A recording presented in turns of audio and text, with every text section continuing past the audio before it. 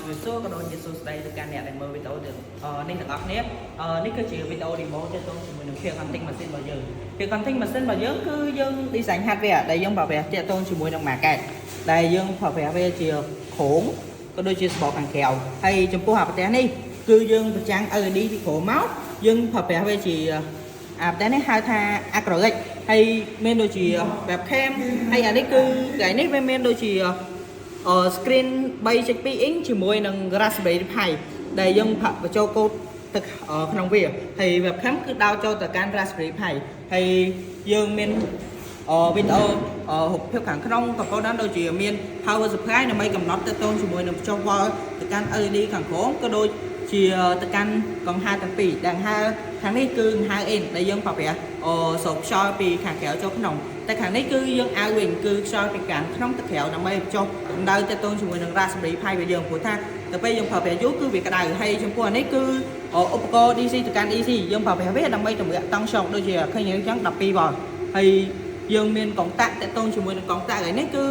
យើងប្រើប្រាស់ដើម្បីបិទ LED ហើយយើងបើកហើយចំពោះកុងតាក់នេះគឺយើងបិទអល់ប៉ុន្តែបើខ្ញុំបិទអល់គឺខ្ញុំត្រូវការធ្វើ demo ទៀតចឹងណាហើយតកតងជាមួយនឹង process តទៀតតកតងជាមួយនឹងការហបកប់ថ្នាំអូខេឥឡូវនេះគឺនិយាយតតកតងជាមួយនឹងការហបកប់ថ្នាំរបស់ Peer Hunting Machine របស់យើងចំពោះ webcam នេះគឺយើងប្រើប្រាស់ដូចហបកប់ថ្នាំចឹងតមកយើងកាយកប់ថ្នាំនេះចំនួន4មកដល់ហើយនេះ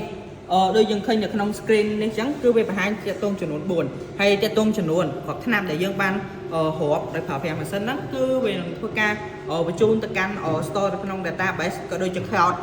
ដែលអាចឲ្យយើង access ចូលទៅកាន់កន្លែងណាក៏បានដែរហើយឥឡូវហ្នឹងអញ្ចឹងខ្ញុំនឹងធ្វើការថែមគ្រាប់ថ្នាំបន្តទៀតទី2ទៀតអញ្ចឹងវាឃើញ load មក2ទៀតបើយើងថែមមកចំនួន3ទៀតអូខេជំរាបសួរដល់លោកគ្រូនិងអ្នកទាំងអស់គ្នានេះគឺជា website មួយដែលយើងប្រើប្រាស់ដើម្បីកត់ត្រាទិន្នន័យដែលបានយកមកពី Raspberry Pi របស់យើងអញ្ចឹងដើម្បីប្រើប្រាស់នៅ website របស់យើងដើម្បីធ្វើការរត់គ្រាប់ថ្នាំរបស់យើងគ្រាន់តែចុចមកកន្លែង machine control នេះក្នុង website ហ្នឹងវាមាន function ជាច្រើនគឺមាន function machine control ដែល function ក្នុង machine control ហ្នឹងគឺយើងអាច remote start Raspberry Pi យើងពីចម្ងាយបានឧទាហរណ៍ថា Raspberry Pi យើងនៅកន្លែង pharmacy ហ្នឹងហើយយើងចង់ remote ឲ្យបើក Raspberry Pi ហ្នឹងដើម្បីរាប់គ្រាប់ថ្នាំ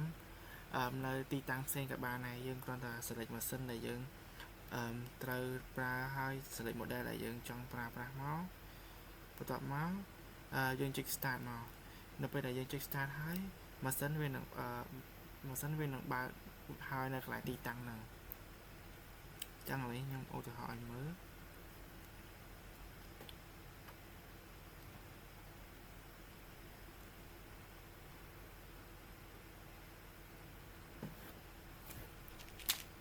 អូខេចឹងអានេះបានន័យថាម៉ាស៊ីនយើងបានដំណើរការហើយបានបើកគ្របជ័យហើយឥឡូវខ្ញុំបានយកថ្នាំមកតេស្តឲ្យមើលចឹងនេះគឺជាគ្រាប់ថ្នាំ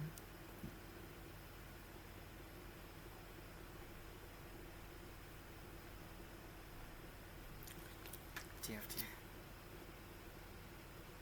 នេះគឺជាគ្រាប់ថ្នាំនៅពេលដែលវារាប់បានគ្រប់ចំនួនហើយវានឹងប្រាប់ថាឥឡូវហ្នឹងវាបានរាប់គ្រាប់ថ្នាំបានប្រមាណហើយវានឹងកត់ត្រាចំនួនគ្រាប់ថ្នាំហ្នឹងទុកអញ្ចឹងដូចក្នុងករណីនេះអញ្ចឹងគ្រាប់ថ្នាំទាំងអស់វាមាន7គ្រាប់អញ្ចឹងវាប្រាប់បង្ហាញថាវាមាន7គ្រាប់ដែលនៅលើ tray របស់យើងហ្នឹងហើយបើយើងចង់ដូរកាមេរ៉ាអីក៏មាន option ដូរកាមេរ៉ាដែរបើក្នុងករណីថាម៉ាស៊ីនរបស់យើងហ្នឹងមានកាមេរ៉ាលើសពី1អញ្ចឹងយើងអាចផ្លាស់ប្ដូរទីតាំងកាមេរ៉ាហ្នឹងបានយើងអាច select កាមេរ៉ាដែលយើងចង់ប្រើបានហើយកន្លែងប៊ូតុងនេះ stop គឺបានន័យថាយើងធ្វើការបិទម៉ាស៊ីននឹងវិញអូខេចូលមកដល់កន្លែងនេះគឺ run history ហ្នឹងគឺជាកំណត់ត្រាមួយសម្រាប់បញ្ជាក់ប្រាប់ថាតើនៅពេលណាម៉ោងណាស្មើណាយើងបានបើកប្រើប្រាស់ម៉ាស៊ីនរបស់យើងហើយ បានរាប់គ្រប់ឆ្នាំចំនួនប្រមាណដែលប្រើប្រាស់ machine learning ឬ model អីគេប្រភេទកាមេរ៉ាអីគេចំពោះកន្លែង session and stock នេះវិញគឺជា tab មួយដែលយើងអាចតាមដាននៅ stock អវ៉ាន់របស់យើងដូចយើងដឹងហើយថាអវ៉ាន់របស់យើងគឺមិនមែនលក់តែថ្នាំមួយទេគឺយើងក្នុង pharmacy គឺយើងបានលក់នៅផលិតផលផ្សេងៗដូចជាថ្នាំបថ្មិញ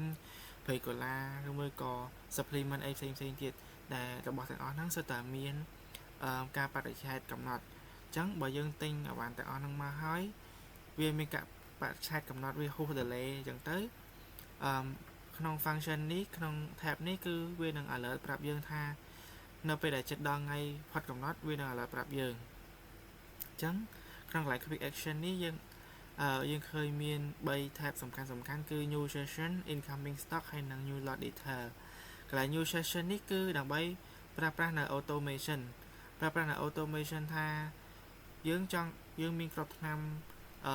amoxicillin ហ្នឹងចំនួនច្រើនគ្រាប់អញ្ចឹងយើងដាក់ target quantity ឲ្យវារាប់100គ្រាប់អញ្ចឹងមានន័យថានៅពេលដែលយើងចាក់ថ្នាំ100គ្រាប់ចូល tray របស់យើងវានឹងផ្ទៀងផ្ទាត់ជាមួយនឹងថ្នាំ100គ្រាប់នោះថាតើនៅលើ tray ហ្នឹងវាមានថ្នាំ100គ្រាប់គ្រប់ចំនួនមែនឬក៏អត់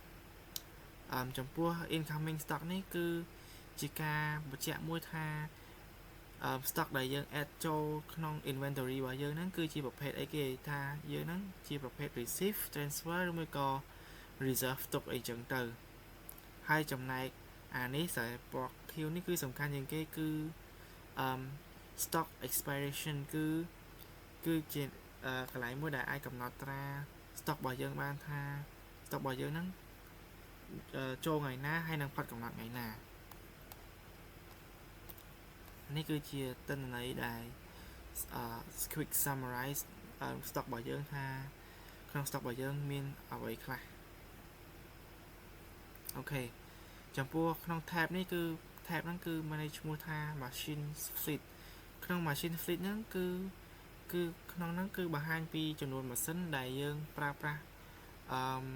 នៅក្នុង pharmacy ទាំងអស់អញ្ចឹងមានន័យថាបើក្នុង pharmacy របស់យើងមានម៉ាស៊ីន 2-3 អញ្ចឹងទៅវានឹងបង្ហាញនៅក្នុងនេះហើយដូចជា device នេះគឺថា2 register machine អញ្ចឹងមានន័យថានៅក្នុង pharmacy របស់ខ្ញុំមាន2ម៉ាស៊ីនគឺ MCH001 ហើយនិង Pill Counterpart អញ្ចឹងបើកន្លែង Pill Counterpart របស់ខ្ញុំមិញហ្នឹងគឺខ្ញុំបានដោតដូចហើយវាដំណើរការអញ្ចឹងវា load status គឺ online ហើយនឹង healthy បានន័យថាម៉ាស៊ីនហ្នឹងដំណើរការបានល្អគឺអត់មានបញ្ហាប្រក្រតីខុសអីណាមួយទេហើយកន្លែងនេះគឺជា event log ដែលបង្ហាញថាម៉ាស៊ីនហ្នឹងបើក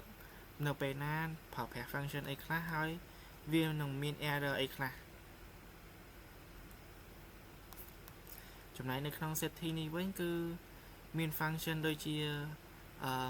customize នៅលើ branding ហើយនិង website របស់យើងអាចដូរឈ្មោះ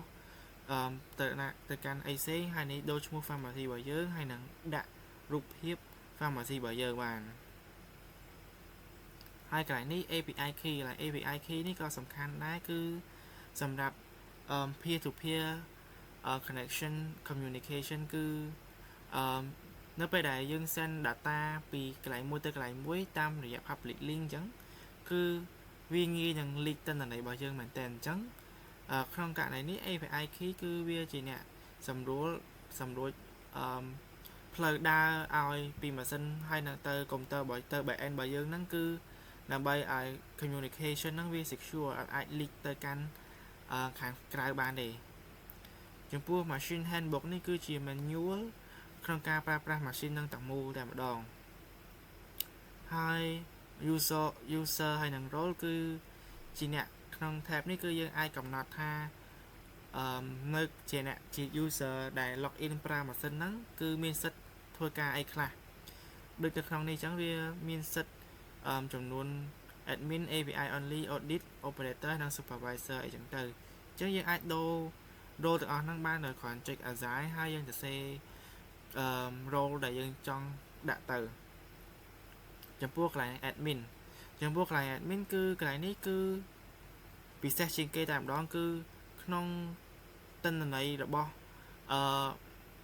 website របស់យើងគឺ database របស់ website របស់យើងគឺអាចដូរបានទាំងអស់ហ្មង mình tha mình tha value អីគឺយើងអាចដូរទៅតាមការកំណត់របស់យើងបានចំពោះកន្លែងនេះគឺប៊ូតុងអឺគេទៅត្រឡប់ទៅក្រោយវិញឬមួយក៏ត្រឡប់ទៅមុខវិញហើយកន្លែងនេះគឺជា dark mode ហើយនិង light mode ហើយកន្លែងនេះគឺជាប៊ូតុង notification ដែលបង្ហាញប្រាប់ថាវាមាន critical moment អីខ្លះកើតឡើងនៅក្នុងback end របស់យើងគឺក្នុងករណីនេះវាប្រាប់ថាម៉ាស៊ីន MCX 001គឺបាន offline ហើយកន្លែងនេះគឺជាប៊ូតុង log out okay that's it for the website demo